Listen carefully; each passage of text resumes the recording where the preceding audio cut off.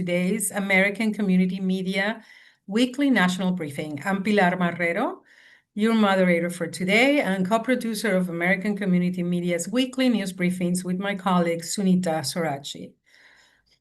15 immigrants have died in immigration detention so far this year, 10 of them between January and June, making that period the deadliest in recent history.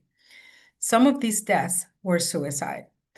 More than 1,200 people are allegedly missing from the infamous and controversial Everglades facility dubbed Alligator Alcatraz, with families and attorneys unable to locate them.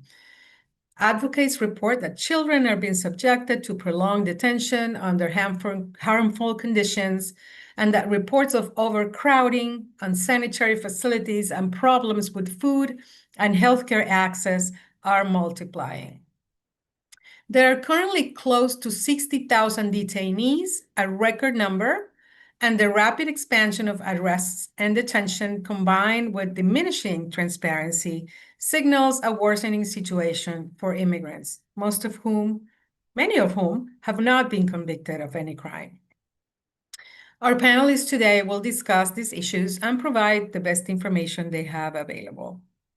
Our panel includes Andrew Free. He's an Atlanta-based lawyer. He founded Detention Kills to support families and communities affected by deaths in DHS custody. Janet Jill, Senior Counsel for Refugee Advocacy at Human Rights First. And Heather Hogan, she's a Policy and Practice Counsel at the American Immigration Lawyers Association.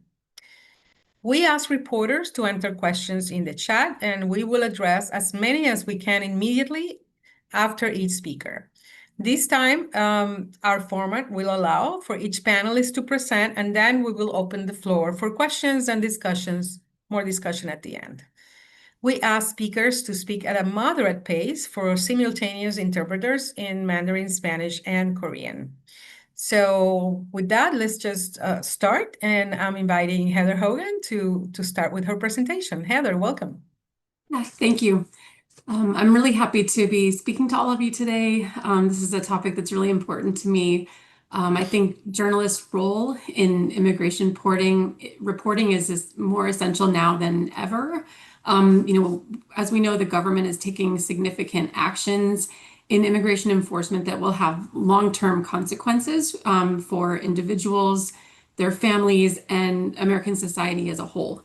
So I'll focus today on my experiences working inside immigration detention facilities and solutions that Ayla, who I work for, supports. So I worked as an asylum officer with USCIS, and in that role, I worked inside of multiple detention facilities where members of the public are not allowed access. I conducted screening interviews with asylum seekers in Arizona and California, and I later supervised teams who were conducting screening interviews with asylum-seeking families in the family detention facilities in Texas. So I've talked to hundreds of detained asylum seekers, and I was frequently struck by how they're treated like incarcerated criminals, despite many, as Pilar mentioned, having no criminal record. I can describe how a typical day would start for an asylum seeker who I spoke with. So they were woken up extremely early. I was usually shocked by how early they were woken up and fed breakfast. It was maybe 3:30, 4 o'clock, 5 o'clock in the morning. Okay, sorry. I just saw a question about how I gained access. Okay, later. Okay, got it. So people were woken up extremely early in the morning. So, 3:30, 4, 5 o'clock. And then by the time I talked to them, they were tired, they were hungry. And this is a really important, life-altering interview to determine if they potentially qualified for a hearing in front of an immigration judge. So in Florence, Arizona, for example, in the immigration detention facility, I would wait inside of a side door while guards unloaded buses of asylum seekers who were bussed over from a prison nearby. Despite most having no criminal record, they were housed in a prison anyway. They wore orange jumpsuits, they were shackled at the wrists and the feet. So they shuffled in line to be unshackled, and then they waited in a holding cell all day until they were called for an interview one by one. While waiting, they had absolutely nothing to do, and then they were typically fed a meager meal at lunch. And then, as an example of the consistent derogatory treatment, I remember one man I was interviewing needed to use the restroom.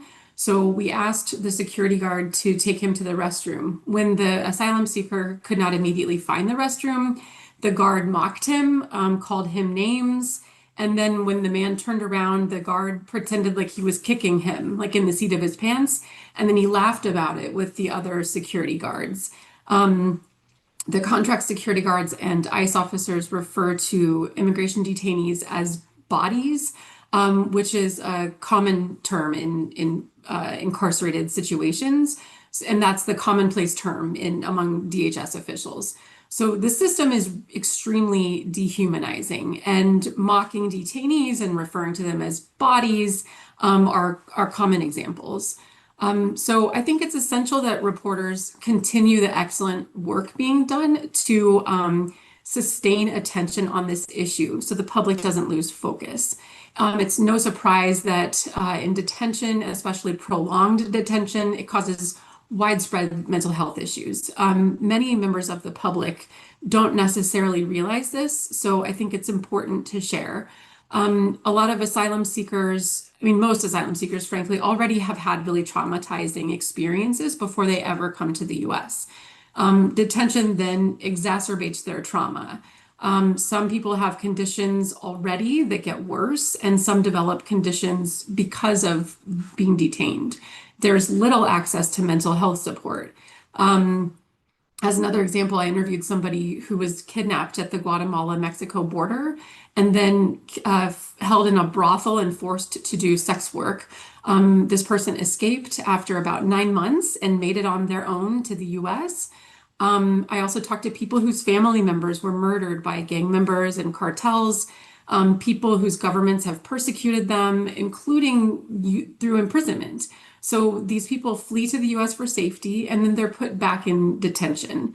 For the most vulnerable, the practices are very concerning. So those contemplating suicide or people who attempt suicide, they're often put in solitary confinement.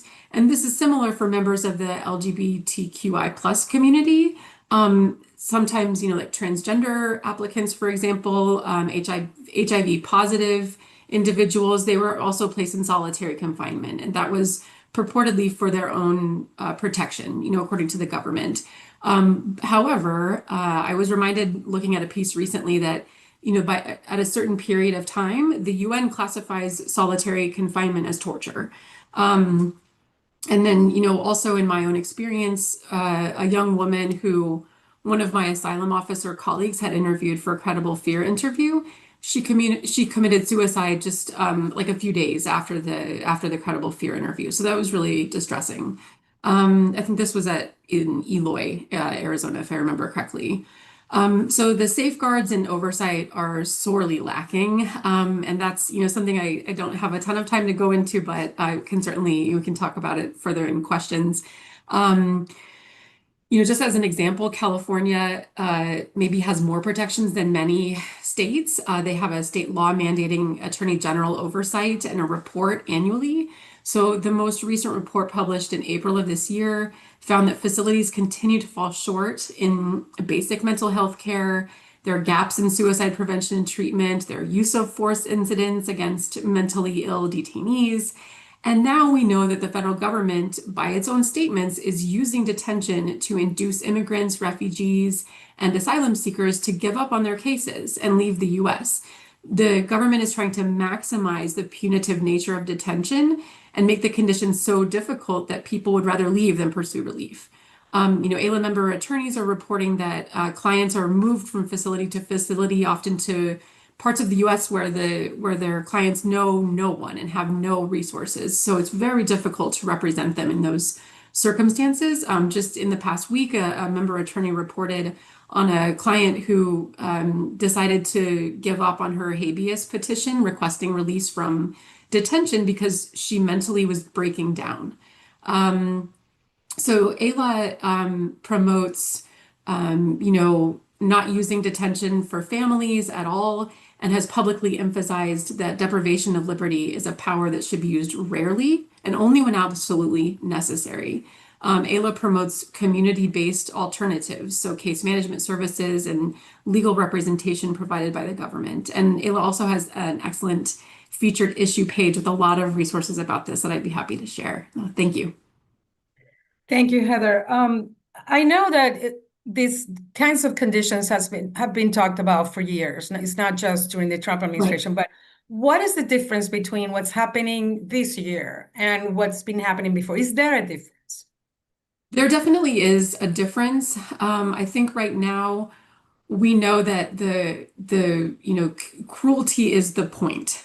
So separating people from their families, taking them away from their communities, the trauma is the point to get people to leave the United States. We're told that people at the border are being told like there is no more asylum, and this is, Trump's government, there's no asylum, things like that. And so I think that one of the big differences that's really alarming to me is that the cruelty and the dehumanization is now being sort of encouraged by the federal government, in my view, whereas before, under administrations who were more concerned with human rights and with the rule of law, they did try to take actions and hold officers accountable. I don't think that that's happening anymore. All right. Okay. Pamela, do you want to ask your question? Pamela Anchang? And identify your media organization, please. Absolutely. Thank you so much, Pilar, and thank you for that presentation, Heather. It's so heartbreaking because it hits home so closely to some of us. Most of us are immigrants. My name is Pamela. I'm the founder of the Immigrant magazine, and it's exactly for these kinds of purposes that we do what we do. And I'm just curious to know, though, with all the hideousness and the dehumanizing of asylum seekers and refugees and immigrants in detention, what can we as a community do to support the families and push for accountability? It can't be that there are no options and no ways to hold the system accountable. What can families do, and what can communities and allies do to I alleviate think this? Oh, sure. Thank you so much for the question. I think it's really key to keep publicly sharing the individual stories. As journalists, I know that you know that the personal nature of incidents like really resonates with people, and when it's people in their own communities, they mobilize, I think, a lot more than just hearing, statistics and numbers and things. So I think that like honing in on individual stories and what's happening, especially inside of detention, because I think a lot of people just really don't think about it. I think they don't understand. I think they don't know how long people end up detained and the types of conditions that they're held in, because I think that it's often viewed as like we're America. Of course, we wouldn't do this to people, right? Whereas a lot of the things that are happening now are things that happen in other places that don't respect human rights in the same way that the U.S. Our values like we want to, in the way that we typically try to. So I think really elevating those stories and just continuing to focus and not shying away from some of the really, really difficult things like the solitary confinement and the fact that it can constitute torture, and the fact that it's being done to really vulnerable people and their backstories that show why this is such a detrimental thing to do to them. Thank you. Thank you, Heather. Let's see, more questions. There was a question by Henrietta Burrows. Can you ask your question, Henrietta?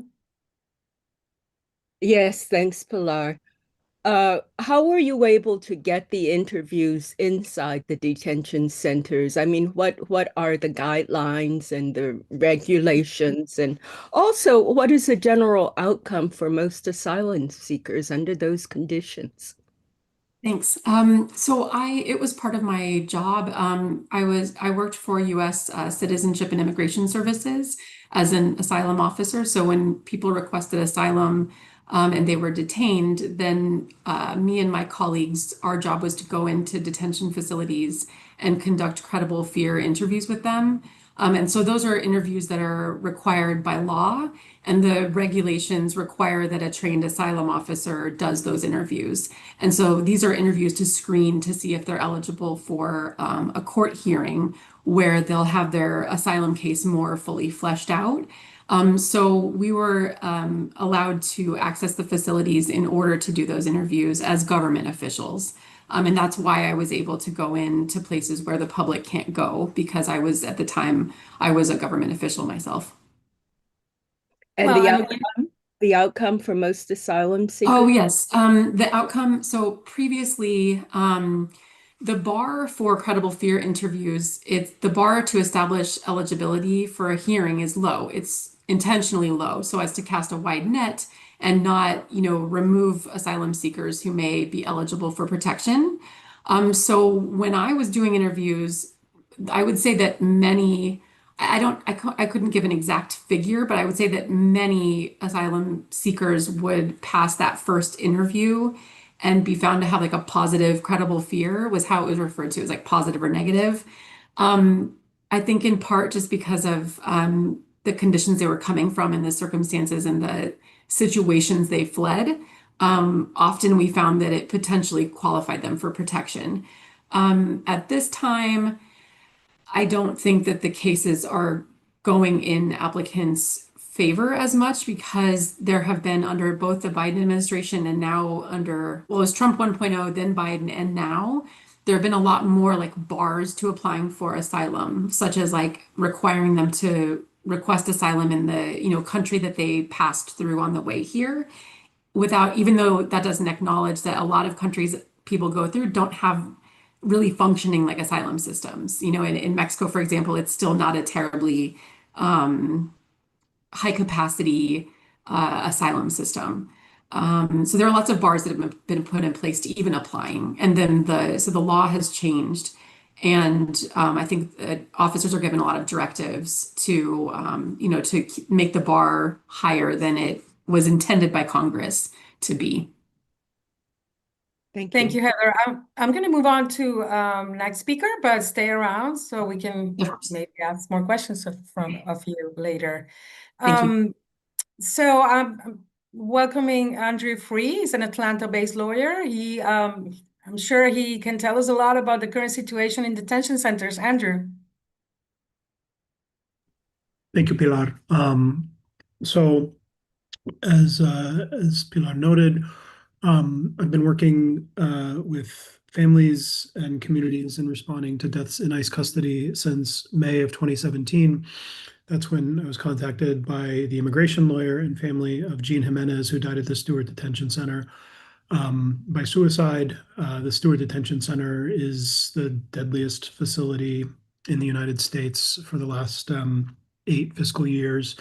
But when I began, I started where many of you may be starting, which is with only kind of like an amorphous understanding of this problem, of the history and interventions that have happened in the past and of where we are in the current context. So it took me a long time to sort of get schooled up on where we've been. I've put a number of resources in the chat just now with links that should help you if you want to start to learn about this. But I'm just going to talk to you very briefly about where we are in terms of morbidity and mortality in ICE custody this year. Oops, excuse me, sorry, that's the wrong sheet. Since I started doing this, I've moved out of the active practice of immigration law and civil rights law to journalism, and I now write stories about this, and I spend a lot of time helping other journalists and publications report out stories about this. You should see a sheet that says officially acknowledged deaths in ICE custody by fiscal year. Okay, great. So as Pilar said, this is a deadly time. It's the deadliest year in ICE detention since COVID.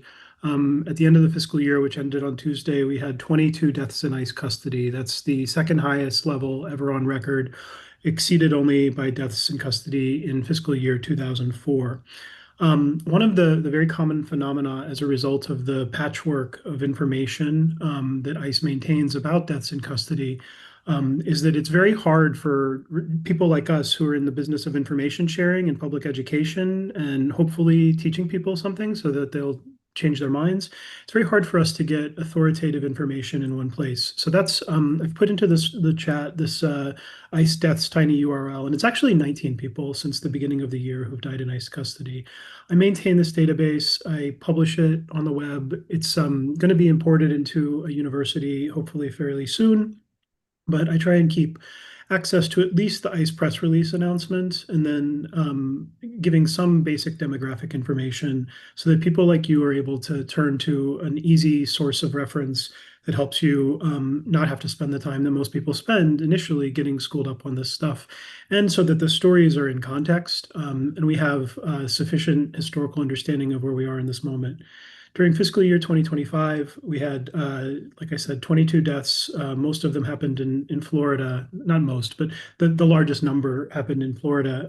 That was mostly at Chrome or within the Miami field office. That was a particularly overcrowded and understaffed area. And we had women sleeping in buses in the parking lot and people dying as a consequence.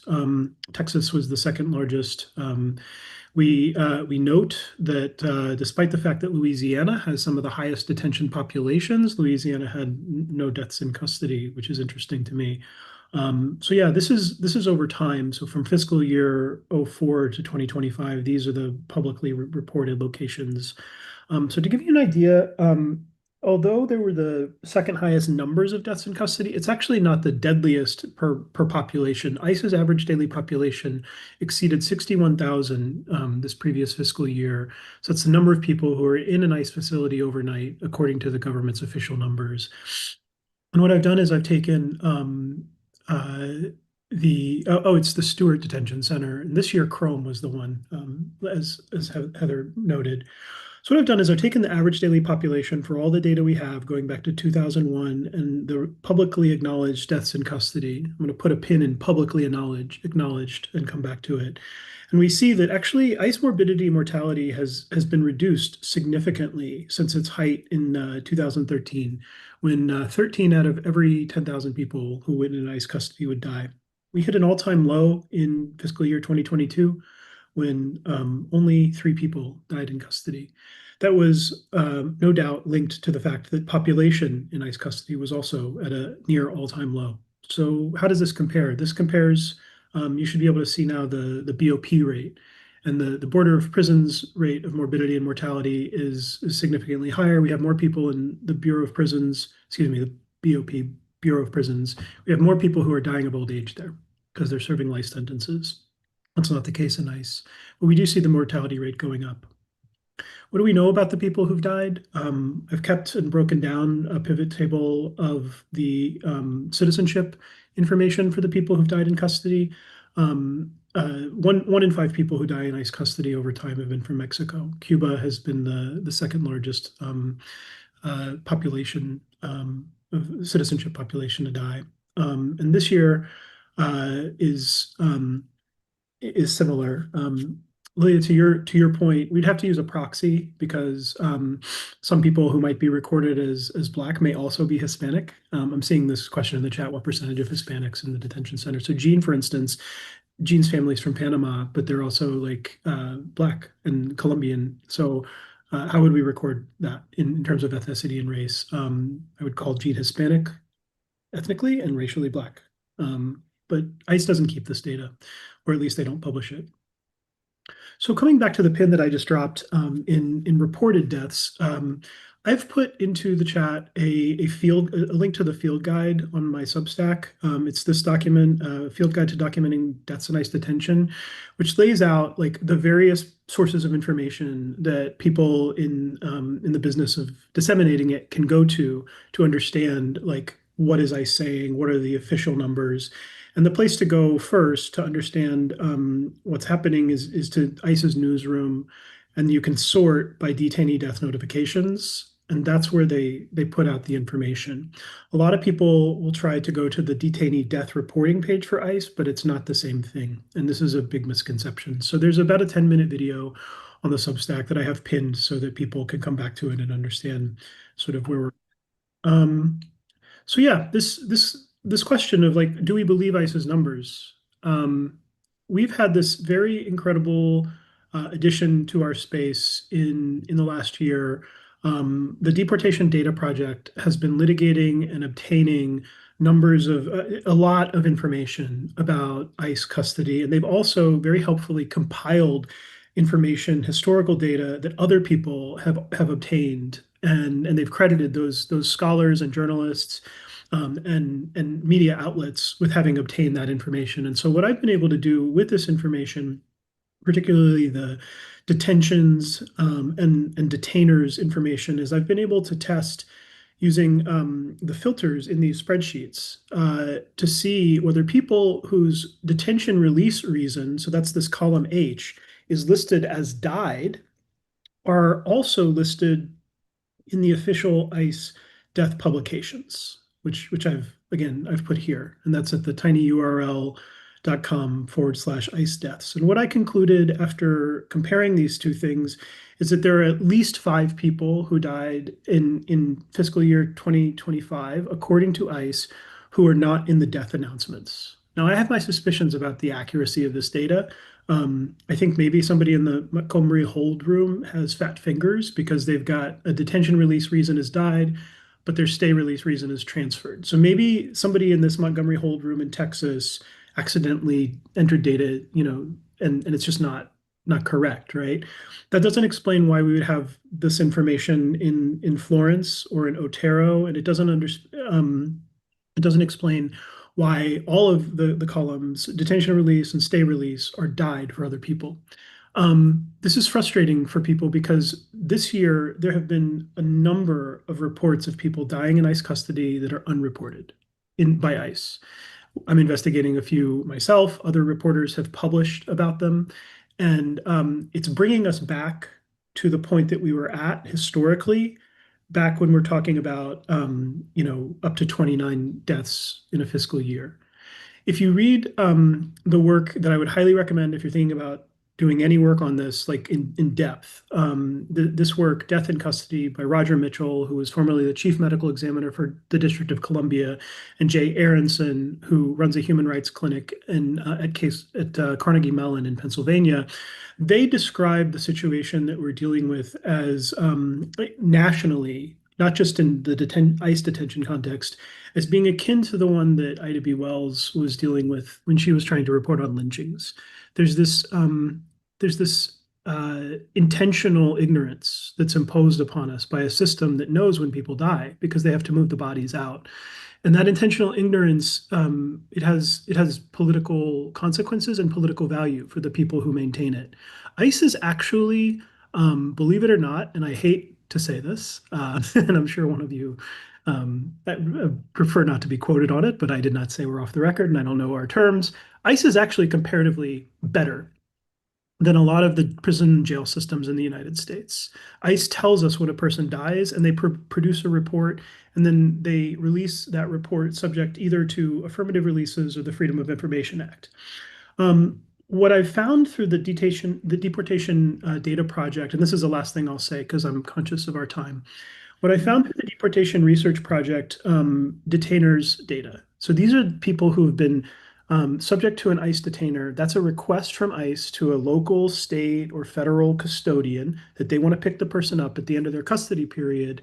I found hundreds, over 400 unreported deaths dating back to fiscal year '09. And there's a gap for the entire Trump administration in that data if you go to the Deportation Research Clinic or Deportation Data Project website. And then when I tried to cross-reference the states where death reporting is mandatory, so California, Texas, Illinois, places where you must report a death in custody, I did not find those people who died. So what I fear is there are people who are dying in state or local custody whose deaths are never being reported publicly and they're never being investigated and recorded. And so What is the true number of people dying in ICE custody? I don't actually know. And I don't think anybody does. I'll leave it there. Thank you. Thank you, Andrew, for all of that. Let me call on, let's see. Okay, there was a question initially about number of people detained. You mentioned 61,000, I believe. We've seen an expansion during this administration. We've seen them use more places to detain people, like temporary offices to detain people longer. What can you tell us about this expansion and how it has changed things and conditions?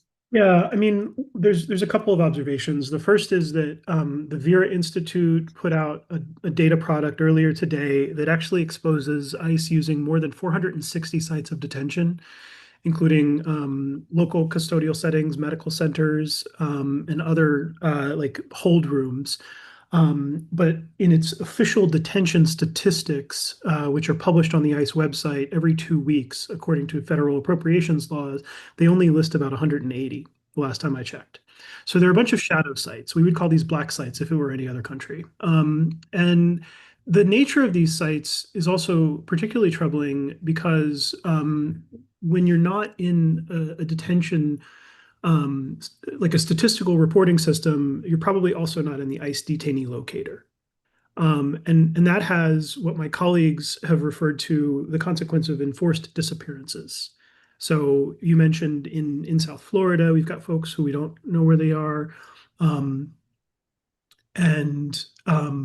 combined with the custodial settings that are being activated, which are very often repurposed prisons with little to no retrofitting to make the conditions of confinement truly civil. You're just in a prison. And in California City, for instance, there's been some really great reporting that, this is the worst place anybody's been, and many of them are sentence servers. They've already served time in state prison. You've got detentions on Fort Bliss. You've got detentions at Angola.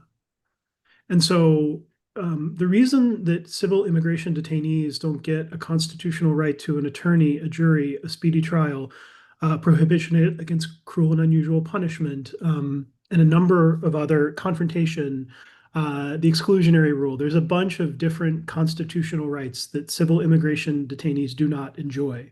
And the facade is it's because they're only civil infractions and they're not being punished. And that goes back to the Chinese Exclusion Act cases in the late 1880s, 1890s. But the conditions of confinement are functionally indistinguishable from prisons. Araceli Martinez from La Opinión, do you want to ask your question?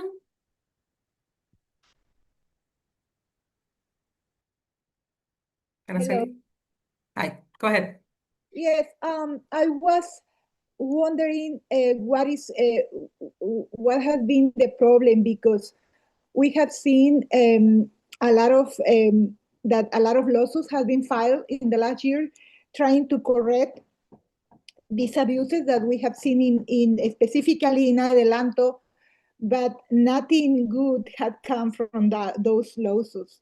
So, and these abuses, as Pilar mentioned it before, are not new, but under Trump, of course, has been intensified.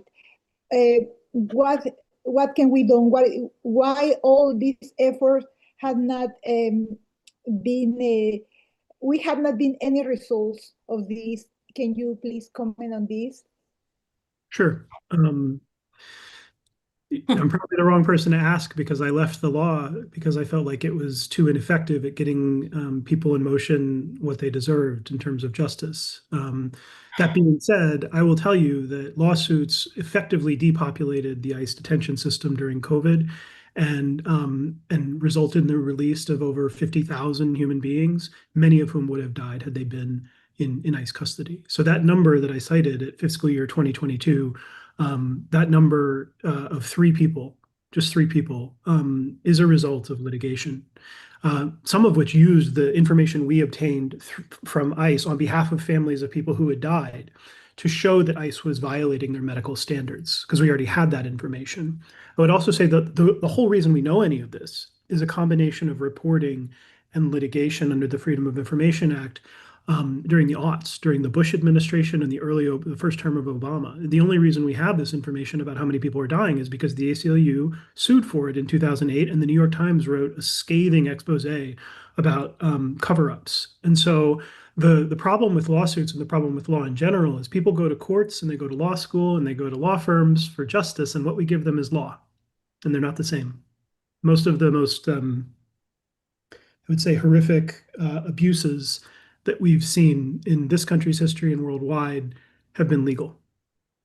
So going to court for justice is very difficult. What I think is more hopeful is the idea that by educating people through media and through the free press and through fact-based, evidence-based reporting and through narratives where people's stories come to life and they're not statistics, we can change people's minds. And I've seen that happen.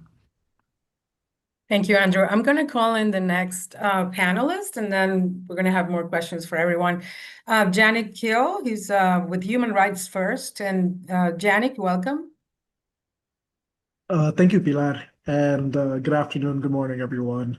As she said, my name is Yana Gill with Human Rights First, an independent advocacy organization which challenges America to live up to its ideals. We do this through various mechanisms: litigation, advocacy, grassroots organizing, and for nearly 50 years, Human Rights First has been a leader in asylum advocacy, primarily partnering with pro bono attorneys to represent thousands in their asylum claims, but also through research of conditions on the border, advocating in Capitol Hill, and conducting oversight of immigration detention centers. It's with that said mission that we're expressing our grave concern around the lack of transparency that we've seen, which is very, very unique to the Trump administration 2.0. And of course, following up on the multiple deaths that have been reported. So I'll be discussing not just the conditions surrounding access to detention centers in 2025, but the continued rise in this use of third-party country agreements, as well as the deterioration of our asylum system due to the actions of both Congress and the administration. So congressional oversight to detention centers is not just the common practice of Homeland Security for decades now, but it's also constitutionally guaranteed. So blocking a sitting member of Congress, as we've seen documented on camera multiple times this year, is not just in violation of the Constitution, but it should feel wrong. It should make all of us stop and think, what exactly is it that Secretary Noem and ICE is hiding behind those walls? Human Rights First sought to look into just this following the death of Mr. Shou Fengji, a 32-year-old Chinese national in the Moshannon Detention Center, the largest detention center in the Northeast. This happened in August, and at the time, it was the 12th death reported. We sent in the requisite paperwork as a relevant stakeholder and were denied. We then sought the help of Representative Summerlee and Representative Mary Gay Scanlon, and they were denied.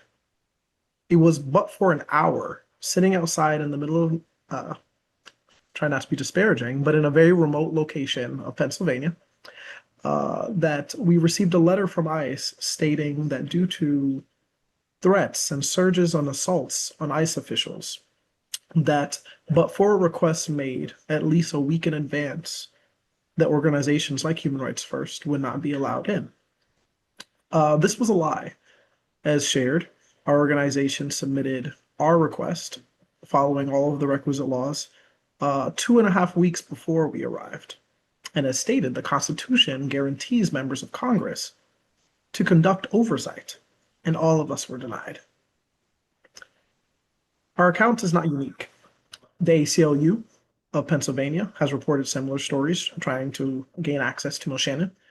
And as all of you know, a sitting member of Congress was assaulted outside of Delaney Hall in New Jersey. Representative McIver, along with several other members of Congress, were denied access. None of these stories are unique. They not only violate our Constitution, but again, as I shared, call into question what are happening with these conditions that are causing folks to take their own life and others to die in custody. So Human Rights First, based on our interactions in previous administrations, has some semblance of an idea, as I'm sure all of you have seen through reporting. There are rampant human rights violations, well documented, of inhumane, unnecessary, and unlawful conditions of migrants and asylum seekers. Our reports cite evidence of medical neglect, physical and psychological mistreatment, denial of legal counsel, and prolonged detention in unsafe and unsanitary conditions.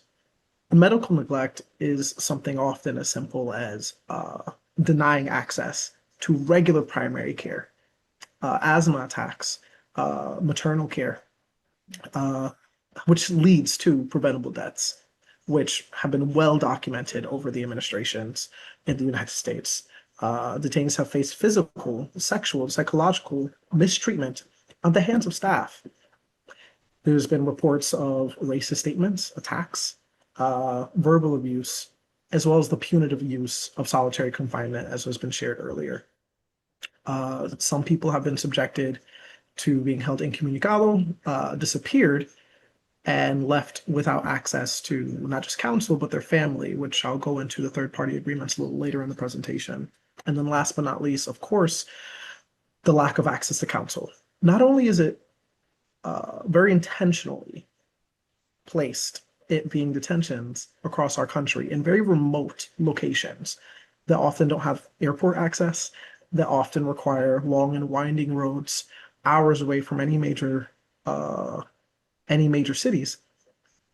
But even if you are to arrive, as we experienced in August and times before, just this year alone, even if you do make the journey to get to these detentions, whether it be as lawyers or as just advocates or as family members, there's still so much procedural tape that makes gaining access to these detainees nearly impossible. And what is unique with this administration is just the brazen disregard of members of Congress, elected officials, even being gained access. So we really are, from a human rights standpoint, in a really treacherous moment when it comes to not just the conditions that are leading to these deaths, which are preventable, but also any form of oversight, whether it be from organizations like Human Rights First or the government itself. This all violates international law. It does not just our domestic law, but international law. International authorities have repeatedly condemned the United States for the practice of jailing migrant families and has urged us to end these policies. International law also prohibits the detention of immigrant children, as it's fundamentally inconsistent with the best interests of a child. And we are seeing not just the deportation of U.S. nationals, children of undocumented individuals, but also a direction moving towards a return to family detention here in Washington, D.C. Further, as it pertains to asylum seekers, it is generally prohibited under international law, except as measures of last resort to hold these people in detention, something the Trump administration has been doing with impunity. Given the availability of effective and humane alternative, detention is supposed to be a rarely permissible last resort, and that's just been completely and totally inconsistent as we see the continued attacks on access to asylum and our refugee system writ large being assaulted. Given time, I'm going to jump down a little bit to the disappearances and how that's impacting not just migrants, but U.S. nationals as well. You see, due process is at the core of this. And what we're seeing are protections to non-citizens facing potential torture and third country removals, having their rights completely and totally disregarded. Again, with very little oversight. This is where things become a little bit more political than legal. Because of the characterization of all of these individuals being deported as the quote-unquote worst of the worst, as quote-unquote terrorists, as quote-unquote members of cartels, it creates a very murky, gray, and illegal fact pattern with which we're operating, where regular constitutional rights that are guaranteed to anyone within our country are removed under the guise of a war, under the guise of fighting against some sort of criminal enterprise. It doesn't matter how many times and how many examples we've demonstrated, both in the public sphere and in Congress, our rights are continually being attacked, not just through the courts, but through these third-party disappearances. The US has sent hundreds of Venezuelans to the now notorious prison of Sicot in El Salvador. Venezuelans are not the only ones, unfortunately. There have been immigrants in Sicot from Afghanistan, Russia, Iran, China. These people have also been sent to Costa Rica and Panama. Paraguay recently signed a third-party country agreement with the Trump administration as well. And while Mexico has not signed an agreement, we have documented that they've accepted deportees from Central America and other Western countries to include Cuba, Haiti, and Venezuela. These agreements are now growing in African nations as well. As many of you may know, Ghana, Eswatini, Rwanda, and South Sudan have established some form of third-party agreements with the Trump administration. Uganda has also agreed to deal with the United States, taking particular deported immigrants, despite not having received any yet, due to recent or per recent reports. Unfortunately, this is only the beginning. Due to the passage of the reconciliation bill, which many of you know is the big, beautiful bill, $150 billion has been given to supercharge these policies. This is not just going to fund the continued ICE raids that are happening in the interior of the country, but it's also likely to fund more disappearances. This would include folks seeking asylum in our country, more masked agents in our courtrooms, in our neighborhoods, our churches, more assaults of journalists trying to conduct oversight in places where human rights organizations and our congressmen cannot. Specifically, $45 billion have been given to expand immigration jails for families and adults. So this truly is just the beginning. To facilitate conversation and also allow for time, I'll end with this. In 1939, the United States notoriously denied 900 folks, Jewish refugees, aboard a boat. Some of you may recall the MS St. Louis from your civics classes. The grand majority of those rejected individuals were murdered by the Nazis. This is 75 years ago, where the Refugee Convention was signed into law, the one that really is the foundation of access to asylum in the United States. And yet 75 years ago, just this year, 12,000 people who already went through the immigration process and were approved refugees, had their flights booked to enter into the United States, were denied access in the weeks following the Trump administration. They were told initially they would be in limbo, a mega pause, if you will. I'm now speaking to you all in October, and those individuals are still not in the United States, in violation of not just our laws, but international law. Who have been able to come are white Afrikaners, upending our essential principles to anyone within the refugee system. These threats that cause people to leave their home continue in various nations outside of South Africa. But we're seeing a reprise of a 9/11 sentiment where human and civil rights are taking the back burner under the guise of fighting terror. I'm sure many of you heard the chilling speech to our military forces earlier this year, where our president stated, you're going to go to jail, or you're going to go back where you came from, or perhaps even further than that. That last point is what I want to leave you with. It was a wink at the continued use of these third-party country agreements. It was a wink at the terror that's happening in Sicot. It was a wink at what is to come.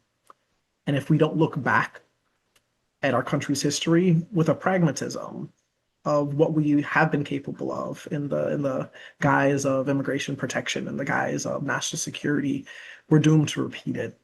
I'll stop there and welcome any questions. Thank you. Thank you, Janet. There was a question in the chat about whether there was a recourse maybe in the international arena. Is there a way to force the US government to bring back some transparency to this, or there's not? So force is the tricky word in the question. So yes, there are definitely international mechanisms that Human Rights First and other partner organizations have been using. Just earlier this year, we, along with some of our partner organizations, met before the Inter-American Commission of Human Rights, highlighting the continued attacks on our refugee system and the notorious conditions of our immigration detention. With this, we get oversight. We were pleasantly surprised to see that the Trump administration sent some attorneys to speak with us on the other side, which says that they're paying attention to international mechanisms. The response from the Trump administration could be described as nothing more than propaganda. And that's the part that becomes very difficult when utilizing international mechanisms. It becomes a he said, she said, where the Trump administration is saying that they are doing everything in accordance with the law, that deaths will happen, that the numbers aren't as bad as Andrew shared before, and that they're doing everything within the law to allow for us to gain access, gain oversight, that migrants are not entitled to attorneys. So the short answer is yes, there are ways in which we can utilize the United Nations or some of these regional bodies to continue to combat what's happening. But as I shared, looking at US history, force is nowhere near the verb that I would utilize. It's another tool to allow for oversight and allow for some political pressure to allow for us in the human rights space to do our job, or at a minimum for a family member to be able to see a detained individual without impunity. Thank you so much for that presentation. I want to go to the other panelists and just ask them what they think will be the impact of this new money that is going to be pouring into, 45 billion to expand immigration jails, 150 billion in general for immigration enforcement. Going back to Heather, for example, Heather, what can you say to that? What do you expect to happen when all of that money and all of that expansion goes into place? I think without intervention, any other intervention, from Congress or courts, it seems like the money will be used to just expand the use of detention nationwide.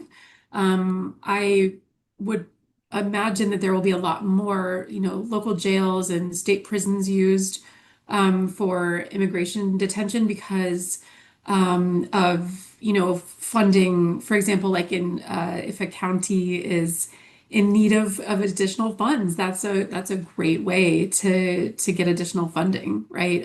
It's really expensive and to detain people, and I think that they could ask for a lot of money for the use of their facilities.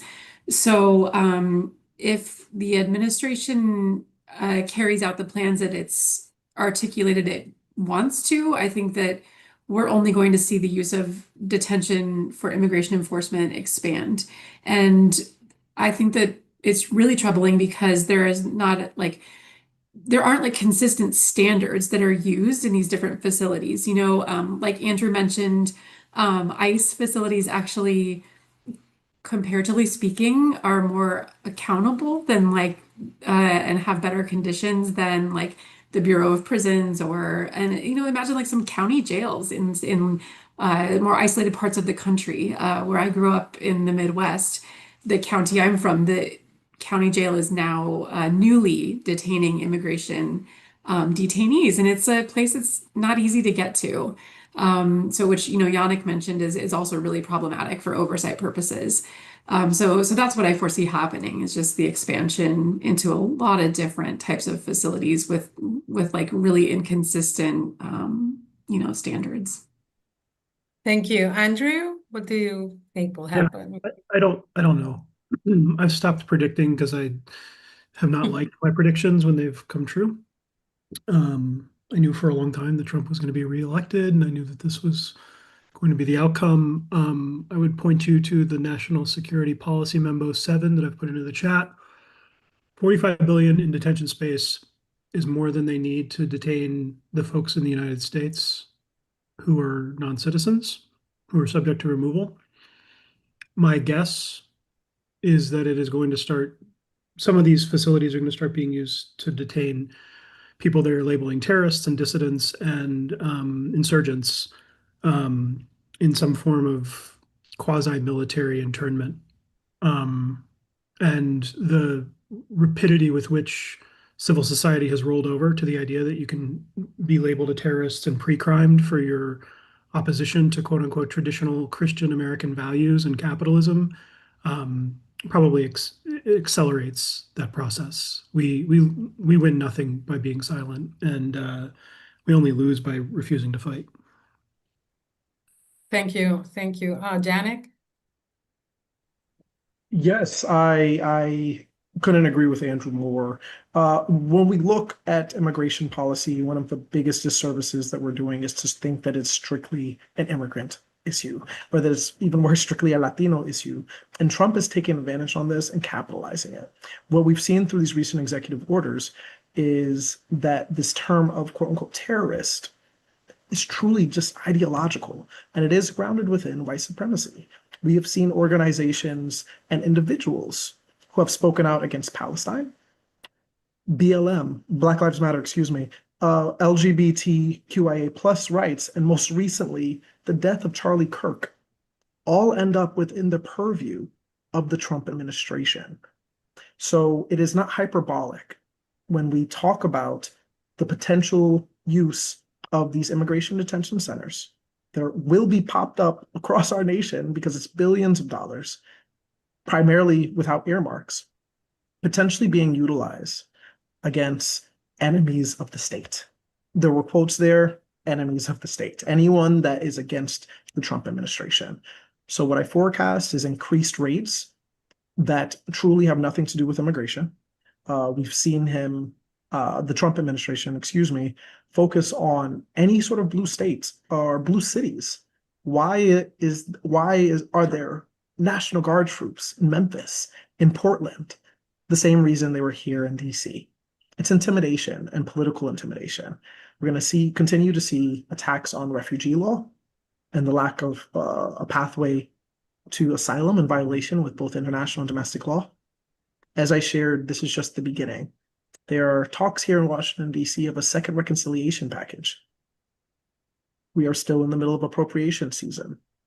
So while it's very easy to dismiss the chaos of Capitol Hill as a circus, there are real implications coming out of these debates, real implications that go far beyond the immigration rights movement that will ultimately impact our civil and human rights, regardless of our nationality. Thank you. There were many questions in the chat that we can get to, or that had, other issues that mixed into them. So you can always, colleagues, reach out to these speakers after and ask these questions. But now I just thank you, all of you, for speaking here for us, and for shedding light on this important issue, and for spending 1 hour of your valuable time talking to our media. Thank you so much.